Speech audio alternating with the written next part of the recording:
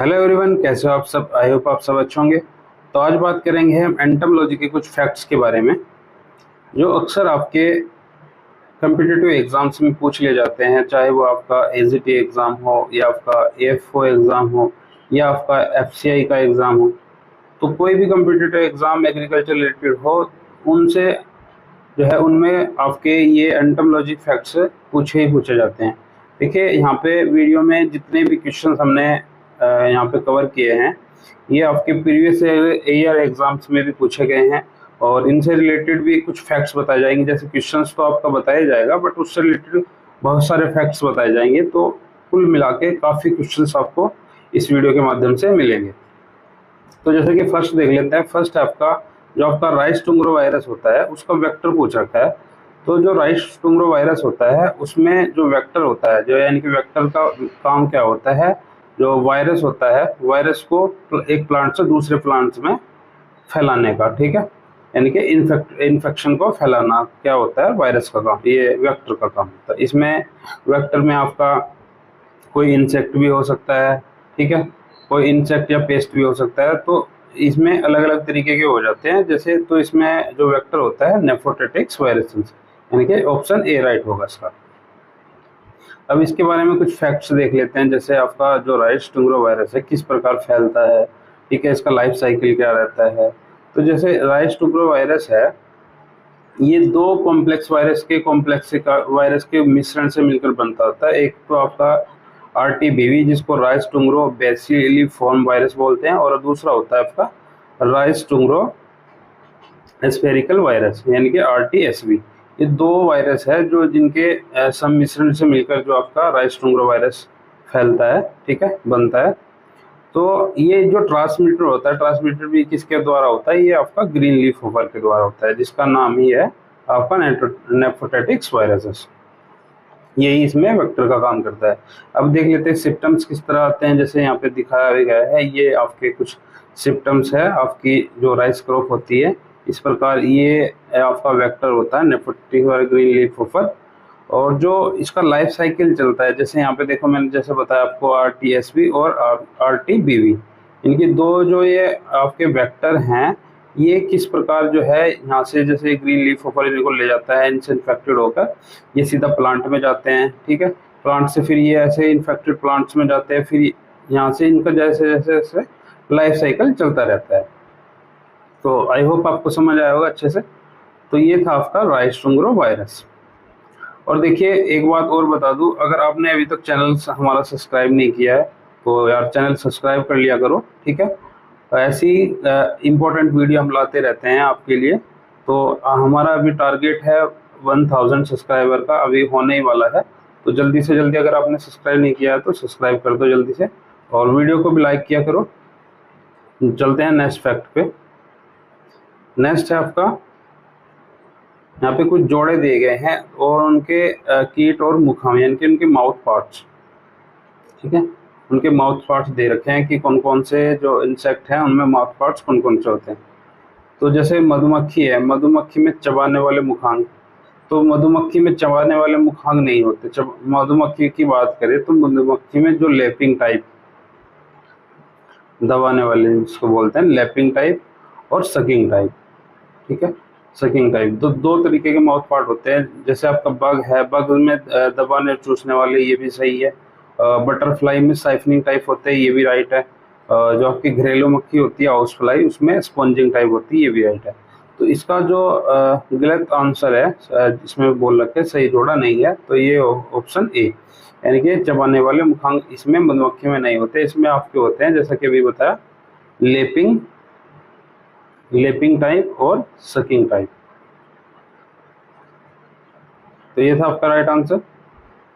अब कुछ mouth parts के बारे में देख लेते हैं, किस किस प्रकार के माउथ पार्ट्स पाए जाते हैं अक्सर इंसेक्ट्स में। जैसे सकिंग की बात करें तो जैसे आपकी बटरफ्लाई होती है, तो इसमें होती है सकिंग। जैसे ये आपकी साइफनिंग, ये इसमें मुड़ जाती है, और जैसे ये कोई फ्लावर पे जाती है, ये फ्लावर है, जैसे कि फ्लावर पे जाती है, तो ये इसके ये गोल गोल घूमी हुई ये गर्दन से होती है, तो इसको ये सीधा कर लेती है, ऐसे ऐसे सीधा करके ये नेक्टर पीती है। इसको भी बोलते हैं बटरफ्लाई की साइफनिंग, ठीक है, माउथ पार्ट्स। और बी जो होती है हनी बी में होती है ये लैपिंग टाइप, जैसे अभी बताया मैंने आपको, लैपिंग टाइप, ये ऐसे ऐसे फ्लावर पे मारती रहती है अपना ये डंक, और तब उसको जो है सक कर लेती है आपके जो नेक्टर वगैरह होता है, ठीक है। और ये है आपकी बीटल, बीटल में होती है आपकी चेविंग टाइप, जैसे ये देखिए इसमें दांते टाइप से हो जाते हैं, तो ये होती है आपकी चेविंग टाइप। और ये है आपकी सिसीडा, यानी कि सिसीडा वी में ये इस प्रकार के हो जाते हैं, जो आपकी मॉस्किटो वगैरह होते हैं इसमें इस टाइप के हो जाते हैं सिसीडा टाइप के। ये हाउस फ्लाई है, ठीक है, हाउस फ्लाई में आपकी सकिंग टाइप अभी बताया था जो, नहीं sorry sponging type, house fly में स्पॉन्जिंग टाइप पाए जाते हैं। जैसे ग्राउस हॉपर है, ग्रास हॉपर में आपके चेविंग चेविंग काटने और चबाने वाले, ठीक है, चेविंग और बाइटिंग टाइप हो जाते हैं ग्रास हॉपर में। तो ये आपके कुछ माउथ पार्ट्स थे, ठीक है, आई होप आपको अच्छे से समझ आया होगा।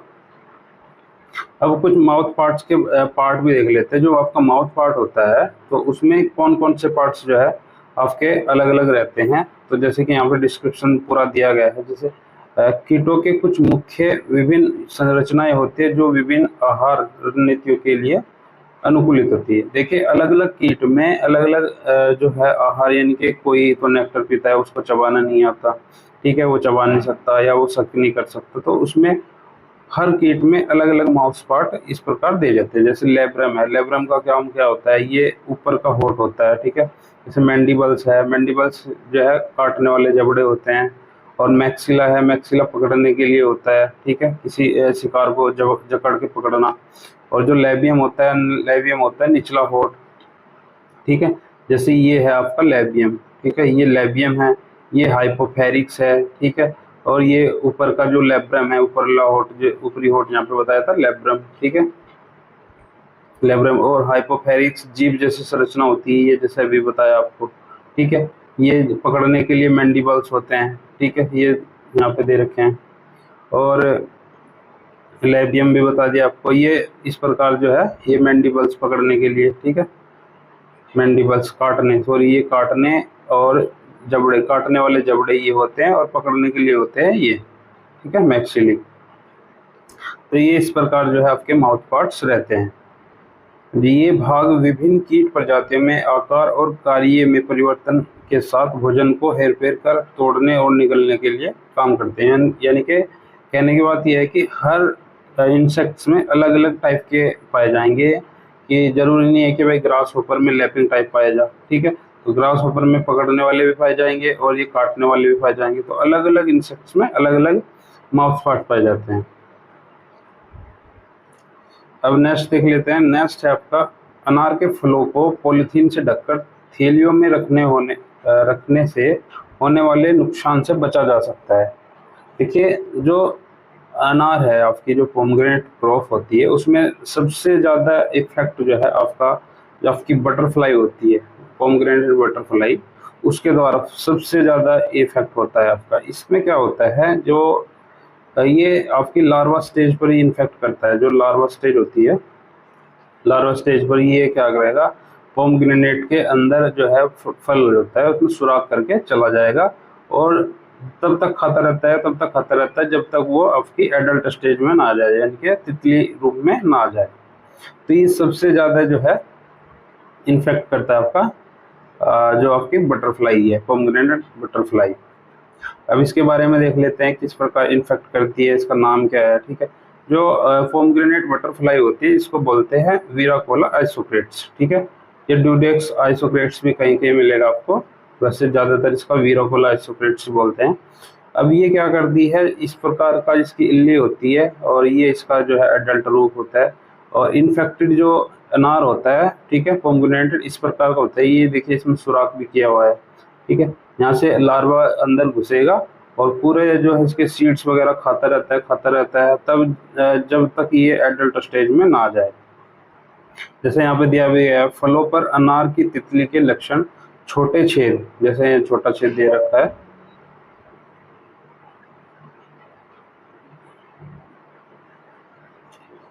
छोटे छेद, यहाँ पे जैसे दिया हुआ है आपके छोटे छेद का सड़ना, और समय के साथ फल गिर जाते हैं, कभी कभी दुर्गंध भी आने लगती है। तितली के लार्वा विकसित हो रहे फलों में छेद कर देते हैं और गूदे और बीजों को खाकर गोल छेद बना देते हैं। ये देखिए गोल छेद बना रखे हैं।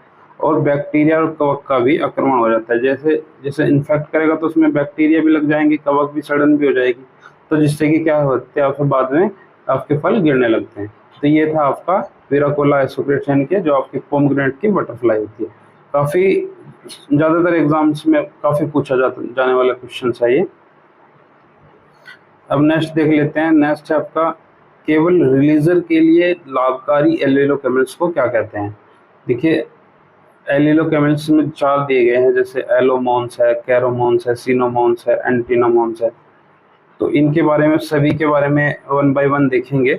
बट अभी देख लेते हैं कि जो आपका रिलीजर होता है, रिलीजर के लिए ओनली बेनिफिशियल कौन सा एलिलोकेमिल्स होता है, ये होता है आपका एलोमोन्स। ठीक है, रिलीजर के लिए होता है आपका एलोमोन्स। अब यहाँ पे चारों के बारे में देख लेते हैं कि एलोमोन्स क्या होते हैं। जैसे एलोमोन्स की बात करें तो एक प्रकार के सेमी केमिकल्स होते हैं जिन्हें एलिलोकेमिकल्स के रूप में भी जानते हैं, जो एक प्रजाति द्वारा उत्सर्जित होते हैं, यानी कि एक कीट की प्रजाति द्वारा उत्सर्जित होंगे और दूसरी प्रजाति के व्यवहार और शारीरिक क्रिया को इस तरह से प्रभावित करते हैं कि उत्सर्जक के लिए फायदेमंद है। यानी कि जो छोड़ रहा है इसको, एलोमोन्स को, उसके लिए तो फायदेमंद है, लेकिन जरूरी नहीं कि जो इसको एक्सेप्ट करता है, रिसीव करता है, उसके लिए भी फायदेमंद हो, जो आपकी एलोमोन्स होते हैं।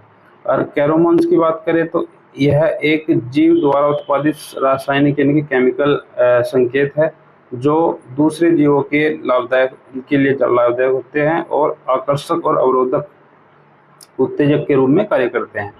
तो कैरोमोन्स ज़्यादातर जो आपने मधुमक्खी देखी होगी तो उनमें ही ये एक रासायनिक संकेतक, एक फेरोमोन्स छोड़ते हैं, जिससे कि जो अदर मधुमक्खी होती है उनसे एक आकर्षक, अवरोधक यानी कि डायरेक्शन का पता देते हैं, ठीक है, खाने का पता देते हैं, तो उनमें भी ये काम करते हैं, जो आपके कैरोमोन्स होते हैं। और सिनोमोन्स की बात करें तो सिनोमोन्स भी एक केमिकल से होता है जो रिलीज किया जाता है। ये विभिन्न प्रजातियों के बीच संचार के लिए, ठीक है, संचार के लिए उपयोग किए जाने वाला एक रसायन है। संचार यानी कि जिससे कीट को ये पता लगे कि दूसरे कीट किस साइड में जा रहे हैं, ठीक है। ये इस तरह का एक सिनोमोन्स केमिकल्स है जो रिलीज करते जाते हैं, जो उत्सर्जक और रिसीवर दोनों को लाभ पहुंचाते हैं। यानी कि जो छोड़ेगा उसको भी लाभ पहुंचा रहा है और जो उसको एक्सेप्ट करेगा उसको भी लाभ पहुंचा रहा है। हानिकारक एक ही थान में जो आपका एलोमोन्स था, ठीक है। उदाहरण में शामिल है फूलों की सुगंध। फूलों की सुगंध जो परागकणों को आकर्षित करती है। यहाँ फूलों को परागकण से लाभ होता है, यानी कि फूल जो है सिनोमोन्स छोड़ रहे हैं, अगर केमिकल छोड़ रहे हैं तो उससे फूलों को भी लाभ हो रहा है, और जो केमिकल छोड़ रहे हैं जिसे कीट जो है एक्सेप्ट कर रहे हैं उनको भी लाभ हो रहा है, पराग से लाभ होता है, ठीक है। अब एंटीमोन्स की बात कर लेते हैं। एंटीमोन्स एक प्रजाति का अर्जित पदार्थ है, यह एक केमिकल्स है जो कि अन्य प्रजाति के संपर्क में आने पर प्राप्तकर्ता में प्रतिकर्षक प्रतिक्रिया उत्पन्न करते हैं, जो उत्सर्जक और प्राप्तकर्ता दोनों के लिए हानिकारक होते हैं। जो एंटीमोन्स होते हैं ये आपके जो आपका एक्सक्रीट करेगा, छोड़ेगा, उसके लिए भी, और जो आपका एक्सेप्टर होगा उसके लिए, दोनों के लिए ही ये बेनिफिशियल नहीं होते, जो आपके एंटीमोन्स होते हैं। एंटीमोन्स ज़्यादातर एंटोमोलॉजी यानी कि इंसेक्ट्स के द्वारा छोड़े जाते हैं। अभी देख लेते हैं। वे एक प्रकार के सेमी केमिकल्स हैं जो रासायनिक संकेतों की एक व्यापक श्रेणी, जिसका उपयोग जीव एक दूसरे के संवाद करने के लिए करते हैं। तो ये थे आपके एलोमोन्स, कैरोमोन्स, सिनोमोन्स और एंटोमोन्स, ठीक है। यहाँ से भी काफ़ी क्वेश्चंस पूछे जाते हैं आपके। अब नेक्स्ट है आपका, जैसे भारत में genetic engineering approval committee GM फसलों की निगरानी के लिए निम्नलिखित में से जो मंत्रालय जिम्मेदार होता है वो कौन सा है। जो आपकी जेनेटिकली मॉडिफाइड क्रॉप्स होती है उनके लिए कौन सा मंत्रालय जिम्मेदार है। तो इसमें जैसे कि आपका एग्रीकल्चर मिनिस्ट्री है, इन्वायरमेंट एंड फॉरेस्ट है, रूरल डेवलपमेंट है, ठीक है। तो इसमें जो जिम्मेदार होती है वो आपकी पर्यावरण और वन यानी कि इन्वायरमेंट एंड फॉरेस्ट जो मिनिस्ट्री होती है वही आपकी जीएम क्रॉप्स के लिए जिम्मेदार होती है। नेक्स्ट है आपका कीटों के प्रबंधन के लिए प्रकाश जाल, जो आपके लाइट ट्रैप्स होते हैं, तो उनका उदाहरण दे रखा है कि किस प्रकार के होते हैं। वो कल्चरल होते हैं, मैकेनिकल होते हैं, या आपके लीगल कंट्रोल होते हैं, या आपके बायोलॉजिकल होते हैं। तो अगर इसमें लाइट ट्रैप की बात करें तो ये जैसे कि ये लाइट ट्रैप इस तरह के होते हैं जो आपके एफिड्स होते हैं उनको आकर्षक करते हैं, यानी कि अपनी ओर अट्रैक्ट करते हैं, जिससे कि यहाँ पे कोई भी ऐसी जैसे ज़्यादातर इसमें जो येलो कलर का ही यूज होता है, जिससे कि कीट इसकी तरफ काफ़ी जल्दी से जो है अट्रैक्ट होते हैं, और यहाँ पे केमिकल्स होता है उससे जो है चिपक जाते हैं और मर जाते हैं। तो ये किस प्रकार का जो है नियंत्रण है, ये है आपका मैकेनिकल मेथड। ठीक है, यह है मैकेनिकल मेथड कीटों को प्रबंध करने का। नेक्स्ट है आपका मूंगफली के पौधों का मुरझाना तथा जड़ों का क्षतिग्रस्त होने का कारण है। देखिए, कभी आपने देखा होगा जो मूंगफली के पौधे हैं, ठीक है, वो मुरझा जाते हैं और उनकी जो जड़ें हैं, जड़ें भी एक तरीके से कटी हुई दिख जाती है आपको। तो ये किस कारण होता है? ये होता है आपका होलोट्राइगा कॉन्सनगुनिया के कारण। ये क्या है आपका होलोट्राइगा कॉन्सनगुनिया? तो ये जो आपका व्हाइट ग्रब होता है, ये इसी का ही साइंटिफिक नेम है आपका होलोट्राइगा कॉन्सनगुनिया। ये क्या करता है, जो आपकी मूंगफली या अदर आपकी ज़्यादातर उसमें भी लगता है, जो आपकी चने की क्रॉप है, उसमें नीचे से जो जड़ों को खाता रहता है, कट कर देता है, पूरी जड़ को कट कर देता है, जिससे पूरा पौधा जो है मुरझा जाता है और सूख जाता है। तो ये है आपका व्हाइट ग्रब यानी कि होलोट्राइगा कॉन्सनगुनिया।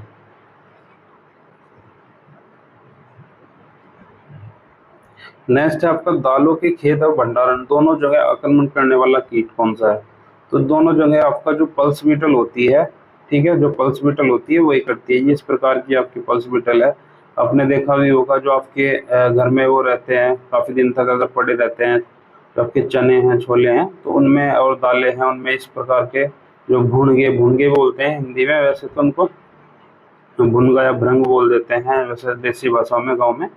तो इस प्रकार लग रहते हैं और उनमें छेद कर देते हैं। देखो ये कैसे खोखरे किए हुए हैं।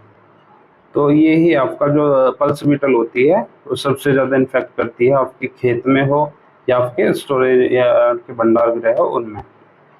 ठीक है, अगर इसके वैज्ञानिक के नाम की साइंटिफिक नेम की बात करें, जो आपका दाल का भुनगा होता है उसका कैलोसोब्रुचुलस और चाइनेंसिस, ठीक है, कैलोसोब्रुलस चाइनेंसिस का साइंटिफिक नेम है। इसे चीनी बुर्चिड या आपकी जो अर्जू की बीन वेबिल है वो भी कहते हैं, या इसको काउपी ब्रुचिड के नाम से भी जाना जाता है। तो ये थी आपकी पल्स बीटल। नेक्स्ट देख लेते हैं। नेक्स्ट है चावल में कौन सा कीट पौधे के पीलेपन और सूखने का कारण बनता है? यानी कि पूरा पौधा जो है पीला पड़ जाता है, लगभग कभी कभी तो ऐसा भी होता है पूरी फसल, आधी फसल ही नष्ट होगी, पीली पड़ गई, ठीक है, सूख गई, तो जिसे होपर बर्न भी कहा जाता है। तो ये किस कारण होता है? ये होता है आपका ब्राउन प्लांट होपर, सफ़ेद प्लांट होपर, गंदी बग। तो ये होता है आपका, इसमें ब्राउन प्लांट होपर भी आएगा और सफ़ेद गंदी बग, सफ़ेद प्लांट होपर, यानी कि ये दोनों ही है आपको, ब्राउन प्लांट होपर और ब्लैक प्लांट होपर, इसी को बोलते हैं। तो इसमें ऑप्शन डी राइट होगा आपका। देखिए, अगर ब्राउन प्लांट होपर की बात करें तो ये इस प्रकार जो है आपके जो राइस क्रॉप है उस पर इस प्रकार देखा जाता है, ठीक है। और इसका साइंटिफिक नेम की बात करें तो नीला पर्वता लूजियंस है, ठीक है, साइंटिफिक नेम। और कभी कभी ये पूरा जैसे आपका राइस क्रॉप फील्ड है उसमें पूरी फसल को जो है इन्फेक्ट कर देता है, यानी कि पूरी फसल को बर्बाद कर देता है, पूरी फसल पीली पड़ जाती है। ये होता है आपका होपर बर्न यानी कि नीला पर्वता लूजियंस के कारण। नेक्स्ट है आपका निम्नलिखित में से उच्च आयतन स्प्रेयर का एक उदाहरण है। देखिए, हाई आयतन स्प्रे है यानी कि जो सबसे ज़्यादा वॉल्यूम में स्प्रे करता है, तो ये है आपका फुट स्प्रेयर इनमें से। और यूएलवी क्या होता है? अल्ट्रा लो वॉल्यूम एप्लीकेटर होता है। और हैंड स्प्रेयर क्या होता है? ये स्प्रेयर ही होता है जो हैंड के द्वारा ऑपरेटेड होता है। बैटरी चालित आपने देखा हो जो बैटरी से अभी स्प्रे हो रहे हैं, ठीक है। तो इसका जो राइट आंसर होगा वो ऑप्शन बी होगा। जो उच्च आयतन यानी कि हाई वॉल्यूम में स्प्रे करता है वो है आपका फुट स्प्रेयर। यहाँ पे कुछ स्प्रेयर्स के एग्जांपल जैसे दिए गए हैं, जैसे कौन कौन से क्या होते हैं। जो आपका अल्ट्रा यूएलवी एप्लीकेटर होता है, अल्ट्रा लो वॉल्यूम एप्लीकेटर, इस प्रकार का होता है कुछ। इसमें ये एक बैटरी ऑपरेटेड या आपके इलेक्ट्रिक ऑपरेटेड होता है, इस प्रकार का चार्जिंग से इसको चलाते हैं। और इसमें जो स्प्रे होती है वो एक वैक्स की फॉर्म में होती है, यानी कि डस्ट डस्ट या वैक्स भी बोल सकते हैं आप। डस्ट की फॉर्म में बहुत ही महीन महीन जो है, यानी कि किसी भी आपको केमिकल्स को या आपको इंसेक्टिसाइड्स को किसी प्लांट्स पर डालना है तो एक वैक्स की फॉर्म में उसको कवरिंग कर देता है आपका यूएलवी एप्लीकेटर। और ये है आपका हैंड स्प्रेयर, ठीक है। ये है आपका हैंड स्प्रे। ये इसमें एक से डंडा लगा रहता है, हैंड को ऊपर नीचे इसको करते हैं तो ये हैंड ऑपरेटेड है। और ये है आपका फुट स्प्रेयर। यहाँ से फुट ये पैडल लगा होता है इसमें, ये जैसे पैर से दबाया जाता है तो इससे ये इसमें काफ़ी लंबी वायर भी रहती है, ठीक है। ज़्यादातर पहले इसमें जो बगीचे होते थे, फल के बगीचे, उनमें यूज़ किया जाता था। बट अभी तो जो है काफ़ी टैंकर वगैरह से स्प्रे कर देते हैं। और ये है आपका बैटरी चालित स्प्रे है, ठीक है। इसमें बैटरी इनबिल्ट रहती है, चार्जिंग करो और यूज़ करो, ठीक है। ऐसे इसमें एक ये स्प्रेयर लगा रहता है। और इसको काफ़ी, यानी कि 1 एकड़ में एक बार चार्ज करके ये काफ़ी यूज़फुल रहता है, स्प्रे कर देता है। समथिंग 7 से 8 टंकी का जो है इसका बैटरी बैकअप रहता है। तो ये थे आपके कुछ स्प्रेयर्स, ठीक है। आई होप आपको वीडियो अच्छा लगा होगा। और वीडियो में देखिए जितने भी क्वेश्चंस आपके रखे गए हैं वो काफ़ी इम्पोर्टेंट है, एग्ज़ाम में आने वाले हैं, ठीक है। और इनसे रिलेटेड आपके काफ़ी फैक्ट्स भी क्लियर हुए होंगे कि किस प्रकार, जैसे कोई भी इंसेक्ट के बारे में बात की, जैसे नीला पर्वतन ल्यूजेंस है वो किस प्रकार लगता है, कैसे इसका लाइफ साइकिल रहता है। तो हर चीज़ों के बारे में एक डीप वे में हमने आपको बताया, ठीक है। तो ऐसी वीडियो हम आगे भी लाते रहेंगे। किस सब्जेक्ट्स पे लाएगा आप कमेंट में कर दीजिएगा। किस सब्जेक्ट्स आपको अच्छे से समझ नहीं आता, उस सब्जेक्ट से रिलेटेड जितने भी फैक्ट हैं, इंपॉर्टेंट क्वेश्चंस हैं, वो हमारे द्वारा लाए जाएंगे। तो अगर चैनल को एक बार फिर सब्सक्राइब नहीं किया है तो जल्दी से सब्सक्राइब कर लीजिए और वीडियो को लाइक किया करो। और मिलते हैं नेक्स्ट वीडियो में, तब तक के लिए थैंक यू, धन्यवाद।